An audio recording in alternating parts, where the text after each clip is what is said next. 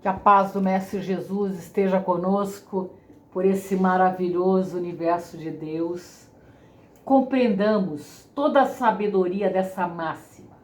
Conhece-te a ti mesmo, mas a dificuldade está precisamente em se conhecer a si próprio. E qual o meio de se chegar a isso? Lá está na questão do Livro dos Espíritos, 919A. A pergunta formulada por Kardec responde Santo Agostinho.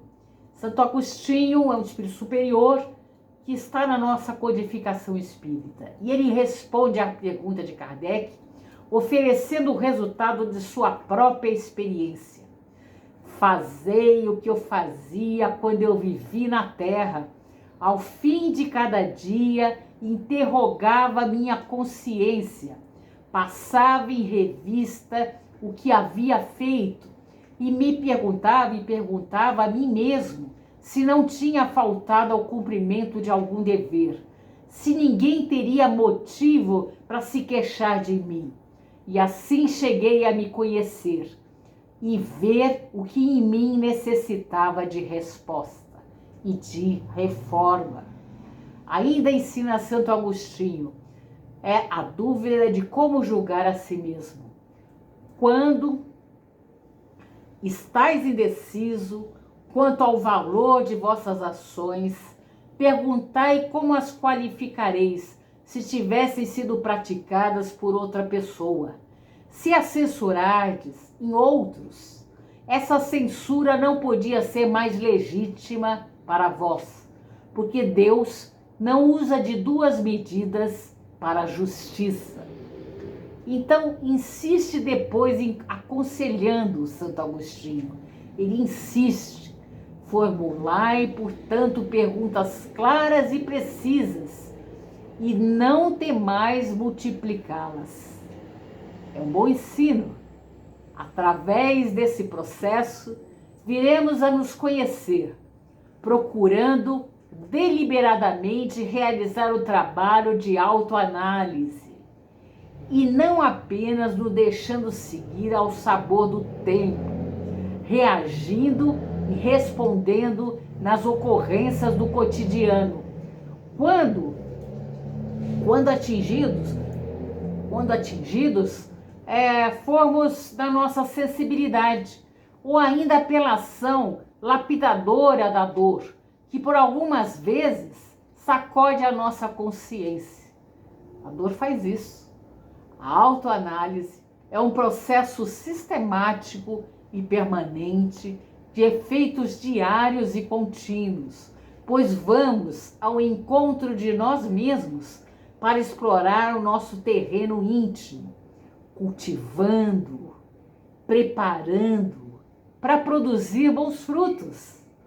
Então, Santo Agostinho interrogava a sua própria consciência e diariamente examinava os seus atos, conhecendo, assim, o que precisava melhorar e desenvolvendo a força interior, de se aperfeiçoar. E aí nós vamos ver isso, como isso é importante para nós, muito importante para nós, gente, a gente fazer essa autoanálise todos os dias. A consciência é o campo a ser explorado e cultivado. Dela, nós extirpando as más tendências com o esforço da nossa vontade. Precisa de vontade. Vontade é fundamental. Então, a consciência, ela reside na mente, que se constitui, conforme nos esclarece André Luiz, de modo semelhante a um edifício de 3 pavimentos.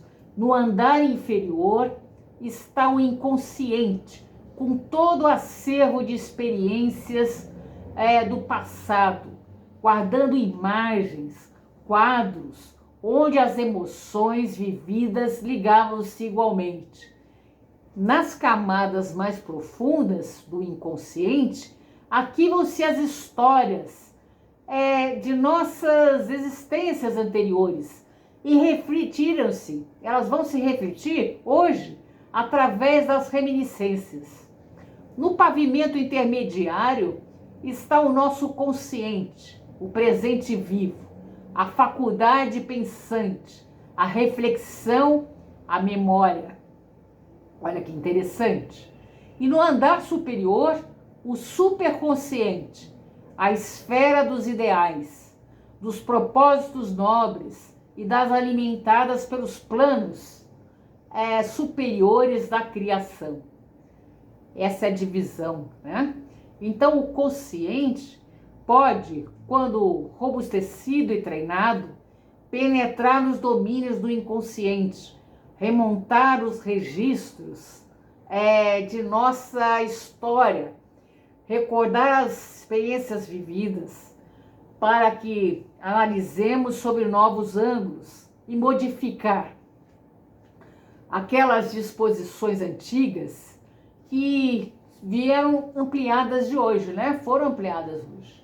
Ao mesmo tempo, o consciente conjuga, ao receber do superconsciente, os rumos delineadores da nossa evolução, os dados do passado, do presente e futuro são computados, nós vamos computando-os com os recursos da inteligência.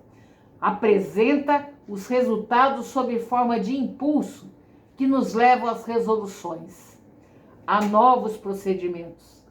É um surpreendente mecanismo, gente, é um surpreendente mecanismo que nos faz avançar sempre, quando não, ao menos estacionar, mas nunca regredir. Lembre-se disso, nunca regredir. É importante que deliberemos e acelerar esse nosso avanço, potencializando o nosso consciente pela autoanálise, o seu alcance e seu domínio sobre nós mesmos. E aí, exercendo constante e progressivas mutações individuais, o processo de autoanálise pode e deve ser utilizado mais intensamente pelo homem como meio de autoeducação permanente e ordenada. É muito importante. Então, precisamos sair da condição de indivíduos conduzidos pelos envolvimentos do meio, reagindo e mudando. Reagindo e mudando para passarmos à categoria de condutores de nós mesmos, com amplo conhecimento das nossas potencialidades, isso é importante, das nossas possibilidades em desenvolvimento. Então a gente vai conhecer mais. É um trabalho de superar a densidade de nossa animalidade ao peso da inércia, aos impulsos espiritualizantes, alcançando esferas vibratórias mais elevadas, que passam a modificar a constituição sutil dos envoltórios espiritual e mental. Isso é importantíssimo, gente. Nós temos que conter a nossa animosidade, né? A nossa parte mais densa de emoções, né? Esse controle é importantíssimo. Boas reflexões.